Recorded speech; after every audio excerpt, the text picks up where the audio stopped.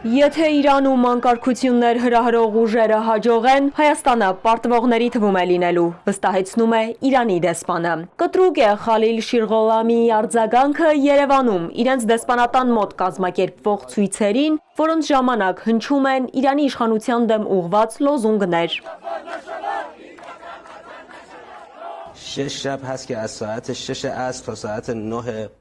Արդեն 6 օր է Հայաստանում Իրանի դեսպանատան դիմաց մի խումբ քաղաքացիներ հավաքվում են ու ամենալկտի ձևով վիրավորական արտահայտություններ հնչեցնում։ Ի հեճուկս նրա, որ հնչեցնում ենք մեր բողոքը, գործընթացը շարունակվում է։ Մենք ամենադժվար պահերին կանգնել ենք Հայաստանի ժողովրդի եւ կառավարության կողքին։ Այսօր ծանր վիճակում ենք ու ինչ տեղի է ունենում Իրանի դեսպանատան դիմաց կմնա իրանցի ժողովրդի պատմական հիշողության մեջ։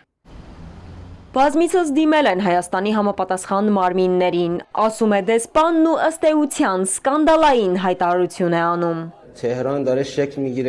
Թեհրանում ձևավորվում է պատկերացում, որ Հայաստանը դառնում է կենտրոն Իրանի դեմ թշնամաբար տրամադրված ուժերի գործողությունների համար։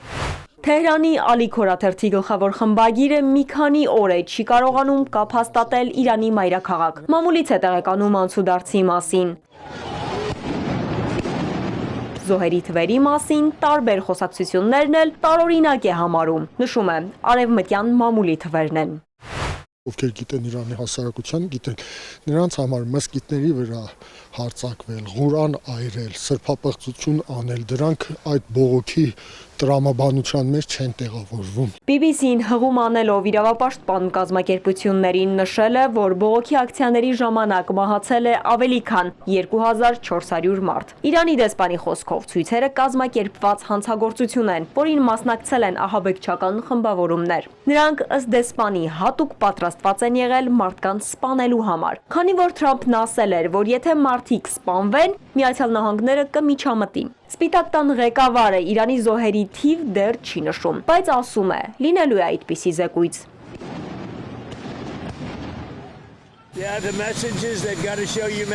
Իմ ուղերձն Իրանի առաջնորդներին այնն է, որ ցուցաբերեն որոշակի հումանիզմ։ Թրամփը հայտարարություն արեց, մնացեք փողոցում, պայքարեք, օգնությունը շուտով կհասնի։ Դա պատճառ դարձավ ենթադրությունների, որ պատրաստվում են ռազմական գործողությունների։ Բայց հիմա քիչ առաջ ես նորից լրահոսում տեսա, որ լուրջ դարածայնություններ կա Թրամփի,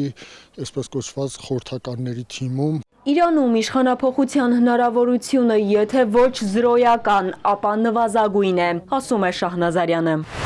Հայաստանում Իրանի դեսպանի ասելով շաբաթ գիշերվանից իրավիճակն Իսլամական Հանրապետությունում հանգիստ է եւ վերահսկողության տակ։ Ալադավթյան, Հարություն Հովսեփյան, Էպիկենտրոն։